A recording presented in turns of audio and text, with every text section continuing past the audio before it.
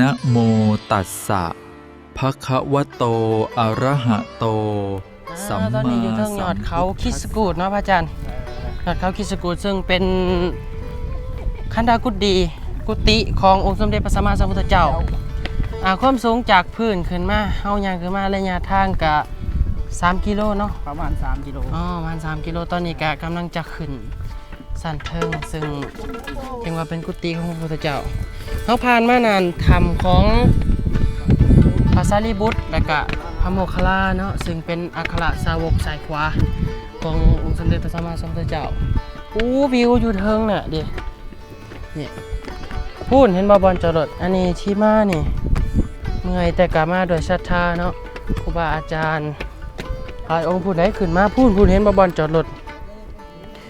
พูนคือบอลจอดรถที่ย่างขึ้นมาพูนย่างขึ้นมาแต่พูนฮอดพี่ไกลเด้สูงแห้งนี่มาแล้วนี่ฮอดแล้วมหาคันธกุฏิของพระพุทธเจ้า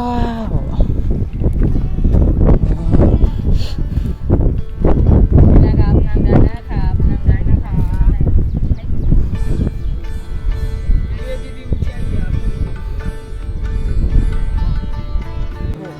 นี่ก็แม่นธนีเนาะธนีหรือลิงคุณแม่ธนีเนาะสนีบ่เป็นทานีเด้สนีบ่เป็นลิงอีกสนี สนีอยู่ทางขึ้นคันธกุฏิของพระพุทธเจ้าประเทศอินเดียเด้อเข้าไม้กันหน่อยมั้ยจ๊ะมันกระโดดเข้าแล้วหล่นโต๊ะที่ประเทศอินเดียทางขึ้นกุฏิพระพุทธเจ้านาธรรมพระสารีบุตรแม่นบ่อาจารย์แม่นนาธรรมพระสารีบุตรเนาะอาจารย์เนาะสาธุเด้โยมแม่สาธุเด้อสาธุหลายเนาะท่านี่เนาะท่านี่ลิงนะอยู่ประเทศท่านี่เขาหน่อยแม่นบ้านเขาเอิ้นบ่แม่นลิงเนาะเนาะขายคือลิงแล้วตัวใหญ่แท้อาจารย์ป๊อดคุณน่ะใหญ่ดีอยู่ประเทศอินเดียเด้อตอนนี้โยมอยู่เขาคิสกูดนะเขาคิสกูดนี่เป็นทางขึ้นกุฏิขององค์สมเด็จพระสัมมาสัมพุทธเจ้าและต้องผ่านถ้ำพระโมคคัลลาและกับพระสารีบุตรขึ้นมาสันเทิงยอดเทิงแต่ว่ายังบ่ทันฮอดกุฏิพระพุทธเจ้ายังอีกโอ้ยอาจารย์กำลังยังบ่ถ่ายรูปเลยถ่ายเป็นอะไรอีกแล้วนี่นี่นี่เหรอเจ้าพระสิมาข้างกึกใส่ข่อยจังได๋ข่อยมาแต่ไกลดิ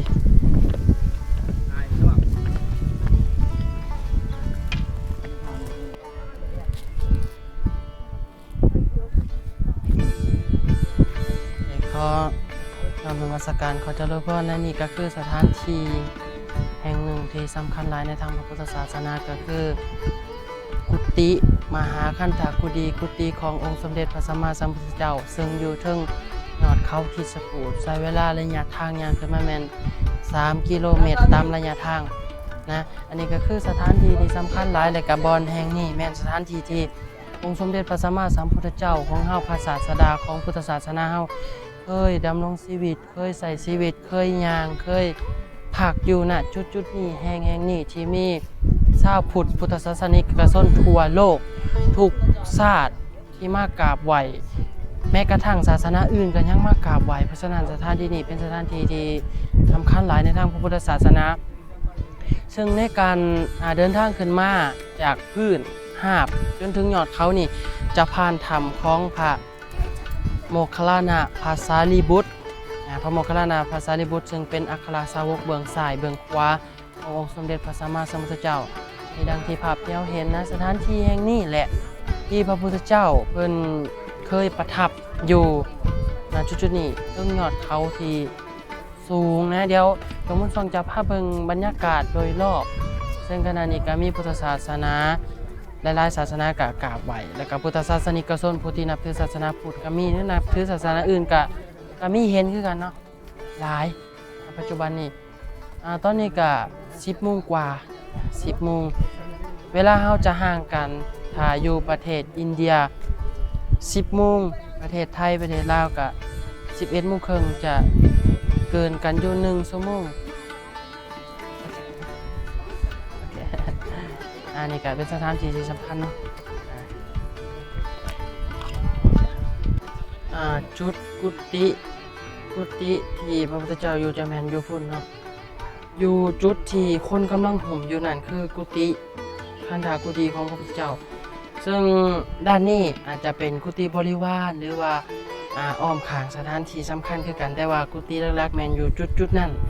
เพราะว่าโจบุญช่วงจะตั้งมุมกล้องอยู่นี่เนื่องจากว่าอยู่หันคนหลายเองแล้วก็บรรยากาศรอบๆนะซึ่งมันอยู่เทิงสูงแฮงนี่ทางลงบอกนะ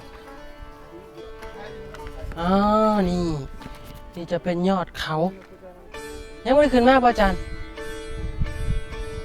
นี่เทิงยอดเขาสูงแฮงเลยสูงในระยะทางขึ้นมามัน3 กิโลพุ่นน่ะเห็นบ่นี่เห็นบ่นี่กุฏิพระพุทธเจ้าพูดเห็นบ่บอนที่เฮาขึ้นมาบอนจอดรถอยู่พุ่นบอนจอดรถตรงย่างขึ้นมาเด้นี่หนทางเห็นบ่มีคนลังขึ้นลังลงอันนี้แม่นอยู่เทิงยอดภูเขาอ้อมรอบบ่อนี่แม่นบ่อนพระพุทธเจ้าเพิ่นอยู่ประทับอยู่นะสถานที่แห่งนี้สถานที่ที่สำคัญหลายกขออนุโมทนาสาธุกับทุกท่านทุกคนเด้อสาธุ นี่นะครับคำถาม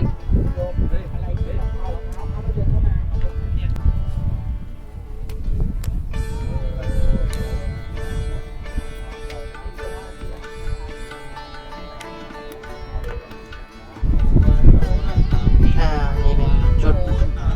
กุฏิของพระพุทธเจ้าตอนนี้ทางครูบาอาจารย์เป็นกำลังทำการเรียนสอนหอบคักคีนาซึ่งจบบุญช่วงแล้วเนาะจบบุญช่วงขึ้นมาก่อนก็ได้ไหวพระก่อนแล้วโอ้มาหาคันธกุฏิอันนี้กุฏิขององค์สมเด็จพระสัมมาสัมพุทธเจ้ามูล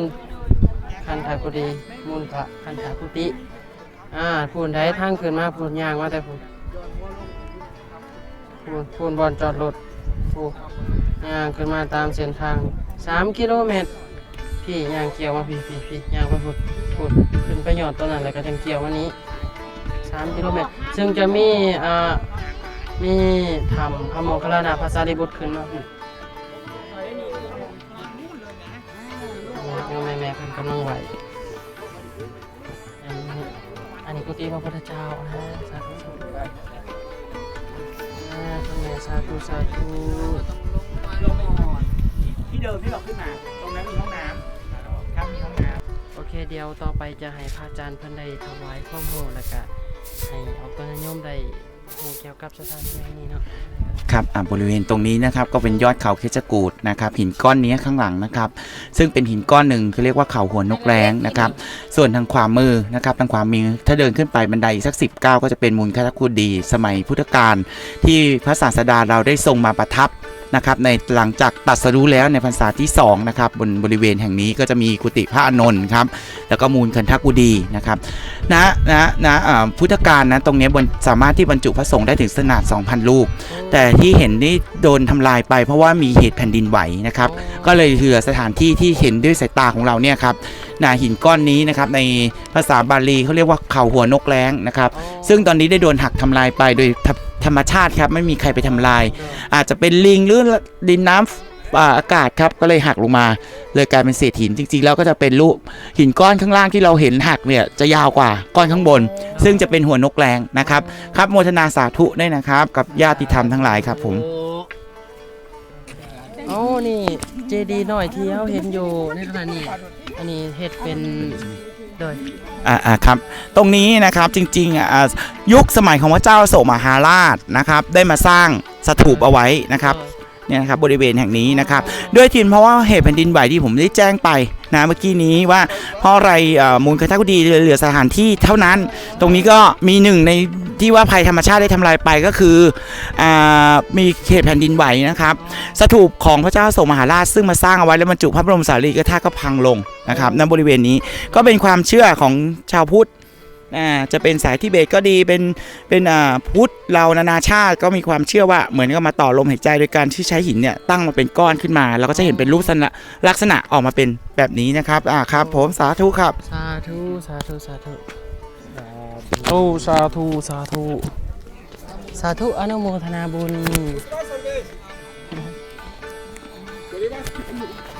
สาธุสาธุ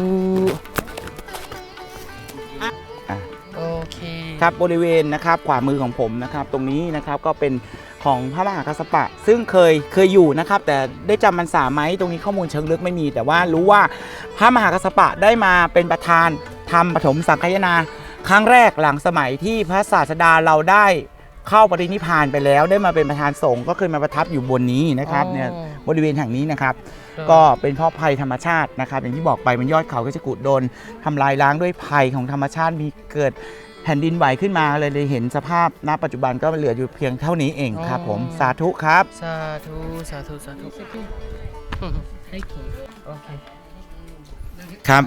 สาธุนะครับบริเวณแห่งนี้นะครับก็เป็นถ้ำสุกระขาตานะครับที่พระองค์ได้ทรงแสดงพระสูตรบทหนึ่งชื่อว่าเวทนาปริฆาสุตังโปรดให้กับหลานชายของพระสารีบุตรนะครับบริเวณแห่งนี้ขณะนั้นพระสารีบุตรได้มาบวชในพุทธศาสนาของเราแล้วเป็นเวลา15 วัน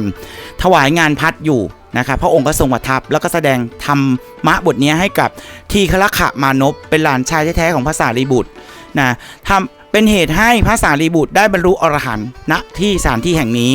แล้วก็รวมถึงทีฆรขมานพได้บรรลุถึงโสดาบันนะครับเวทนาปริฆาสุตังว่าโดยย่อเลยคือเวทนาที่เกิดขึ้นกับในรูปขันธ์ทั้ง5ของเราคือทุกมีรูปเวทนาสัญญาสังขารวิญญาณเนี่ยแต่พระองค์ได้ยกใจความเรื่องเวทนาการที่เสวยสุขเวทนากับทุกขเวทนาตรงนี้ครับในใจความของพระสูตรบทนี้สั้นๆนะครับนะครับส่วนข้างหน้าครับชื่อที่มาถ้ำสุกระขาตาข้างหน้านี้จะเป็นสี่เหลี่ยมคางหมูนะครับหินก้อนนี้นะครับยังเป็นสี่เหลี่ยมคางหมูณปัจจุบันก็มีชาวพุทธนานาชาติก็มากราบสักการะมากมายนะครับสถานที่แห่งนี้นะครับบุญนาสาธุนะครับสาธุครับ โอเค